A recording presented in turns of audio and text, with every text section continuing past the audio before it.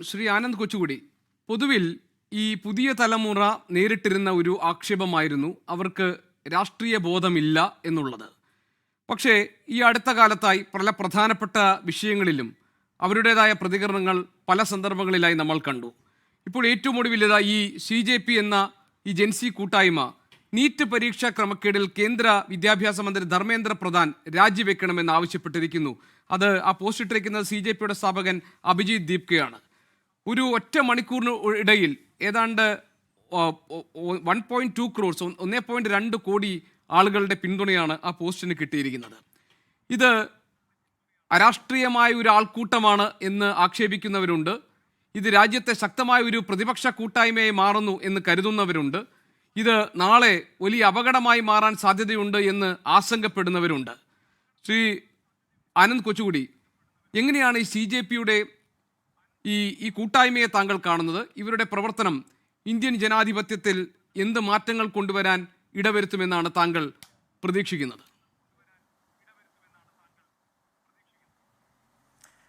ശ്രീ ഗോപികൃഷ്ണൻ, നമ്മളിപ്പോൾ ഒരു രാഷ്ട്രീയത്തെ ഒരു മാർക്കറ്റ് പ്ലേസ് ആയിട്ട് കാണുകയാണെങ്കിൽ ഈ രാഷ്ട്രീയത്തിൽ അതായത് ഡിമാൻഡ് ആൻഡ് സപ്ലൈ ആണല്ലോ ഒരു മാർക്കറ്റ് പ്ലേസിൽ പ്രധാനപ്പെട്ട ഘടകങ്ങൾ.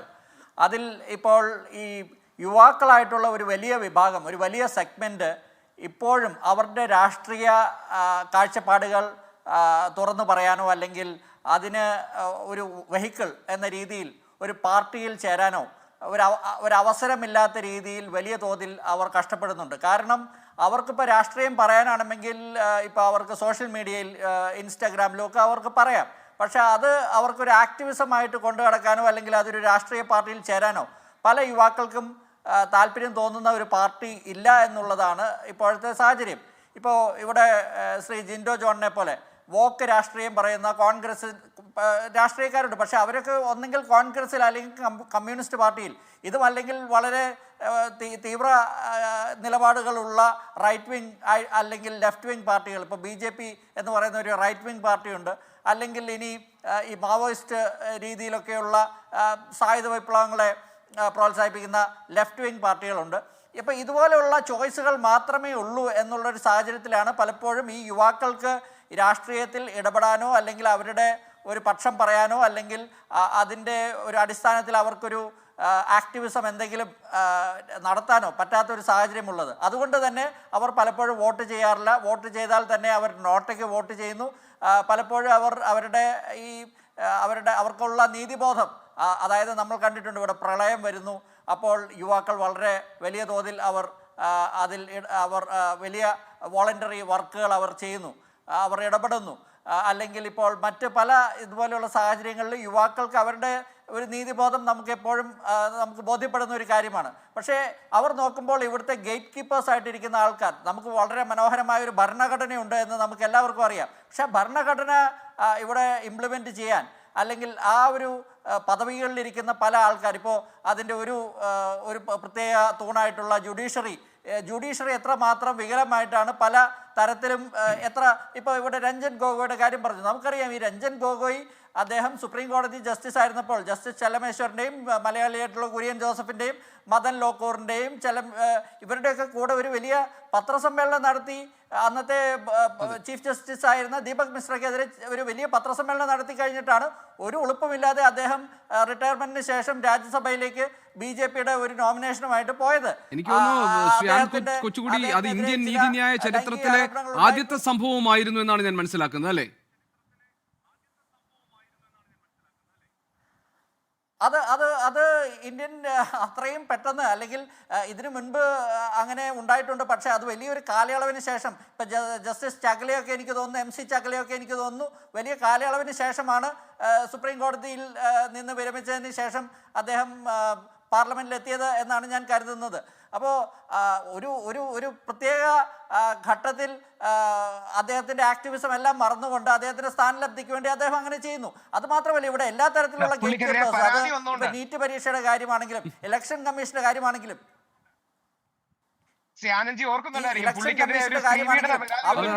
ഫെയർ ഇലക്ഷൻ നടത്താൻ അവർക്ക് പറ്റുന്നില്ല.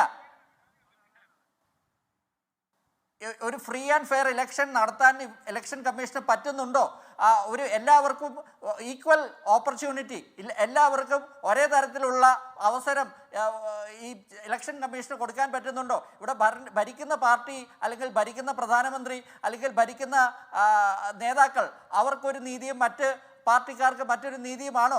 അല്ലെങ്കിൽ ഇവിടെ നീറ്റ് പരീക്ഷ എന്തുകൊണ്ട് എല്ലാ പരീക്ഷാ പേപ്പറുകളും ഇങ്ങനെ കാലാകാലങ്ങളായിട്ട് അതിങ്ങനെ ചോർച്ച സംഭവിക്കുന്നു? ഇവിടെ സിവിൽ സർവീസ് പരീക്ഷ തൊട്ട് പല പരീക്ഷകളിലും ഇങ്ങനെയുള്ള ആരോപണങ്ങളുണ്ട്.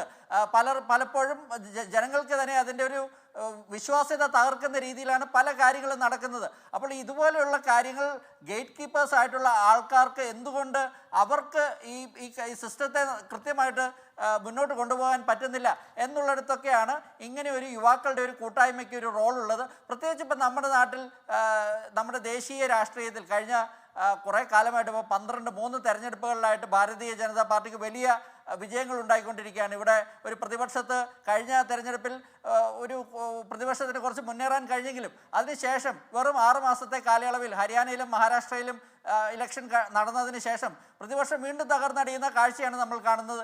ഇന്ത്യ മുന്നണി തകർന്നടിയുന്നു. ഇപ്പോൾ ഇങ്ങനെ ഇവിടെ ഒരു വാക്യൂം ഉള്ള അല്ലെങ്കിൽ ഒരു ഗ്യാപ്പുള്ള ആ ഒരു സാഹചര്യത്തിലേക്കാണ് ഇങ്ങനെ ഇപ്പോൾ പ്രത്യക്ഷത്തിൽ അരാഷ്ട്രീയവാദികൾ എന്ന് പറയാവുന്ന, എന്നാൽ അവർക്ക് കൃത്യമായ ചില ആവശ്യങ്ങൾ മുന്നോട്ട് വയ്ക്കുന്ന ഒരു പാർട്ടി എന്ന രീതിയിൽ, പാർട്ടി എന്ന് പറയാൻ പറ്റില്ല, ഒരു കൂട്ടായ്മ എന്ന രീതിയിൽ ഇപ്പോൾ ഒരു സംഘം വന്നിരിക്കുന്നത്. ഇതിനു മുൻപ് ശ്രീലങ്കയിലെ ഉദാഹരണമുണ്ട്, ബാംഗ്ലാദേശിലെ ഉദാഹരണമുണ്ട്, നേപ്പാളിലെ ഉദാഹരണമുണ്ട്. ഒരു ഡയറക്റ്റ് ക്വസ്റ്റ്യൻ ശ്രീ ആനന്ദ് കൊച്ചുകൂടി, ഈ കൂട്ടായ്മ, ഈ ജെൻസി കൂട്ടായ്മ ഒരു പുതിയ രാഷ്ട്രീയ വിപ്ലവത്തിന് തുടക്കം കുറിക്കുമെന്ന് താങ്കൾ കരുതുന്നുണ്ടോ? അങ്ങനെയാണ് ഞാൻ കരുതുന്നത്. കാരണം ഇവിടെ ഇന്ത്യ ഒരു ജനാധിപത്യ പാർട്ടിയാണല്ലോ. ഇപ്പോൾ ഈ ജനുവരിയിലാണ് ഇറാനിൽ ഇതുപോലെ ജനങ്ങൾ വലിയ തോതിൽ പ്രതിഷേധത്തിന് പുറത്തിറങ്ങിയത്. അവിടെ എന്താണ് ചെയ്തത്? ഇൻ്റർനെറ്റ് ബാൻ ചെയ്തു, ആൾക്കാരെ എല്ലാം അടിച്ചമർത്തി. 1 മാസത്തോളം ജനങ്ങൾ പുറത്തിറങ്ങിയെങ്കിലും ആ 1 മാസത്തിനുള്ളിൽ തന്നെ അവിടുത്തെ റവല്യൂഷണറി ഗാർഡ്സ് ഈ പുറത്തിറങ്ങിയ ജനങ്ങളെ, യുവാക്കളെ, സ്ത്രീകളെ എല്ലാം അടിച്ചമർത്തി അവരെ വീട്ടിൽ കയറ്റി അവിടെ ഇൻ്റർനെറ്റ് പുനഃസ്ഥാപിച്ചു. അതാണ് അവിടെ ഉണ്ടായത്. ഇന്ത്യ പോലെ ഒരു രാജ്യത്ത് ഇതുപോലെ വലിയ തോതിൽ ഇൻ്റർനെറ്റ് ബാൻ ചെയ്യാനോ, ജനാധിപത്യ രാഷ്ട്രം എന്ന പേരിൽ നമ്മൾ അറിയപ്പെടുമ്പോൾ ഒരു പരിധിയുണ്ട്, അതിനൊക്കെ ഈ അടിച്ചമർത്തലിനൊക്കെ ഒരു പരിധിയുണ്ട്. അപ്പോൾ അങ്ങനെ വരുമ്പോൾ ഏതെങ്കിലും ഒരു ഘട്ടത്തിൽ വെച്ച് ഭാരതീയ ജനതാ പാർട്ടിയുടെ ഇപ്പോൾ ഇവിടെ രാഹുൽ ഈശ്വർ പറഞ്ഞില്ലേ, ഈ നാഷണൽ സെക്യൂരിറ്റി എന്നുള്ള ഒരു ബോഗി വെച്ച് ഇതിനെ തടയിടാൻ നോക്കും. തടയിടുമ്പോൾ ഈ യുവാക്കൾക്ക് പുതിയ ഊർജം കിട്ടി. കോക്രോച്ചുകളുടെ ഒരു കൺസെപ്റ്റ് അങ്ങനെയാണല്ലോ. അവർക്ക് അവരെ കൊല്ലാനോ അല്ലെങ്കിൽ അവരെ പെട്ടെന്നോ അവരെ ഇല്ലാതാക്കാനോ കഴിയില്ല. അവർ റിവൈവ് ചെയ്തുകൊണ്ട് എനിക്ക് തോന്നുന്നു യുവാക്കളുടെ ആ ഒരു ശബ്ദം രാഷ്ട്രീയത്തിൽ കുറേ കാലമായിട്ട് നമ്മൾ കേൾക്കാത്ത, എന്നാൽ നമ്മുടെ തമിഴ്നാട്ടിൽ വിജയത്തിന് വലിയ തോതിൽ പ്രചോദനമായിട്ടുള്ള, അല്ലെങ്കിൽ ഇതിനു മുൻപ് ആം ആദ്മി പാർട്ടിക്ക് വിജയിക്കാൻ അവസരമുണ്ടാക്കിയ പോലെ, അല്ലെങ്കിൽ രംഗ് ദേ ബസന്തി എന്ന സിനിമ പോലെയുള്ള സിനിമകളിൽ നമ്മൾ കണ്ടതുപോലെ ഒരു വലിയ മാസ് മൂവ്മെന്റ് ആയിട്ട് ഇത് മാറും എന്നാണ് ഞാൻ കരുതുന്നത്.